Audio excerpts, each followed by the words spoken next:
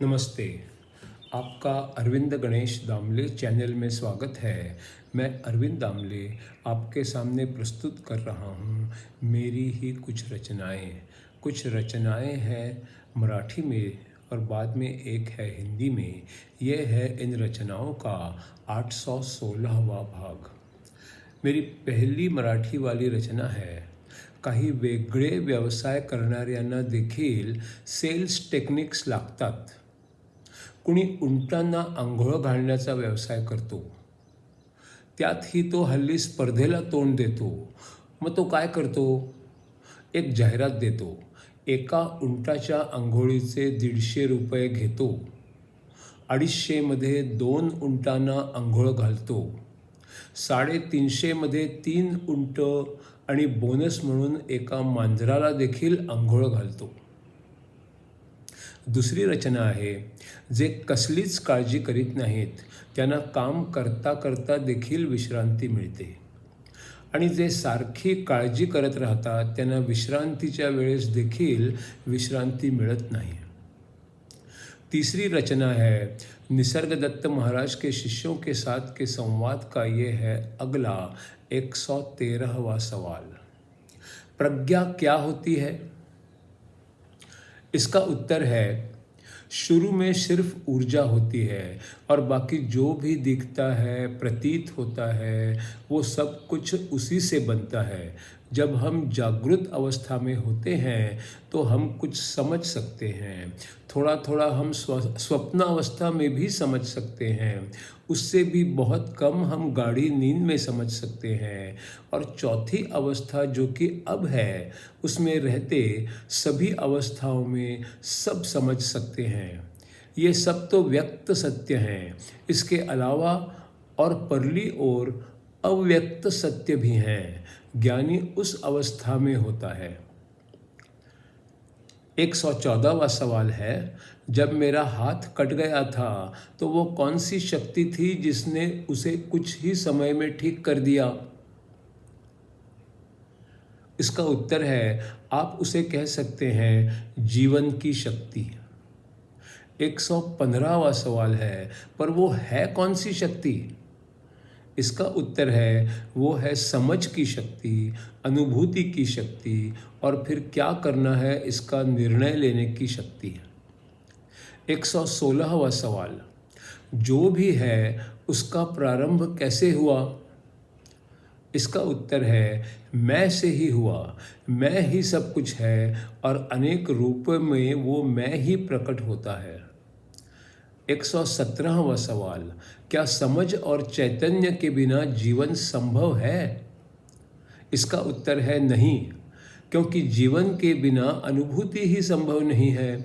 सच पूछो तो सब कुल मिला के एक ही है और वही अनेक नाम और रूप ले लेता है। जब तक आपका विश्वास पक्का है कि नाम और रूप हैं तब तक उनका अस्तित्व है और परमेश्वर का अस्तित्व नहीं है। जब आप समझ जाएंगे कि नाम और रूप सिर्फ छोटे छोटे छेद हैं और सच में ऐसा कुछ है ही नहीं, तब तक वे सब सत्य हैं। जो सत्य है वो सिर्फ ऊर्जा है जिसे कोई भी नाम या रूप नहीं है। शुद्ध ऊर्जा आकारहीन और अनंत है। उसका पता चलता है तो आप संपूर्ण शांत हो जाते हैं। 118वां सवाल है मुझे तो समय सच लगता है, जगह सच लगती है, दो जगहों में जो अंतर होता है वो भी सच लगता है। आप कहते हैं कि ऐसा कुछ है ही नहीं, सब कुछ भ्रम है और आप सब जगहों का पता रख सकते हैं। क्या आप बता सकते हैं कि न्यूयॉर्क में इस समय हवा साफ है या वहाँ पर बारिश हो रही है, वहाँ पर ठंड है या वहाँ पर गर्मी हो रही है? इसका उत्तर है ये भी जाना जा सकता है पर उसके लिए खास ट्रेनिंग की ज़रूरत होती है या फिर वहाँ पर जाके पता करना होता है। मुझे विश्वास है कि मैं समय और अंतर से परे हूँ पर फिर भी पृथ्वी की किसी भी जगह को मैं क्षण में अपनी मर्ज़ी से जा नहीं सकता और मुझे ऐसा कुछ करने की इच्छा भी नहीं है। हठ योग सीखने की भी इच्छा नहीं है। मैंने न्यूयॉर्क का नाम भी अभी अभी पहली बार सुना है। मेरे लिए वो सिर्फ एक शब्द है और उसके बारे में जानने की मुझे कोई आवश्यकता नहीं है। कोई भी ब्रह्मांड बन सकता है और उसमें भी काफ़ी संभावनाएं होती हैं। ये सब जानने की मुझे कोई ज़रूरत नहीं है। ये सब हठ योग से जाना जा सकता है, पर मुझे उसकी भी कोई ज़रूरत नहीं है। 119वां सवाल है, मुझे ही पता नहीं मैंने न्यूयॉर्क के बारे में क्यों पूछा। शायद मुझे नहीं पूछना चाहिए था और वो एक मेरी गलती थी। इसका उत्तर है, सारा ब्रह्मांड और बुद्धि भी अस्तित्व के ही भाग हैं। वे सब कुल मिला के मैं हूँ। सभी मैं हैं और सभी समय, दृश्य, दुनिया और अंतर से परे है। प्रश्न क्रमांक 120, ये सब आपको कैसे पता चलता है? किन लक्षणों से पता चलता है? इसका उत्तर है, एक बिंदु होता है, उसे ना कोई लंबाई है, ना ही चौड़ाई है और ना ही कोई ऊंचाई है।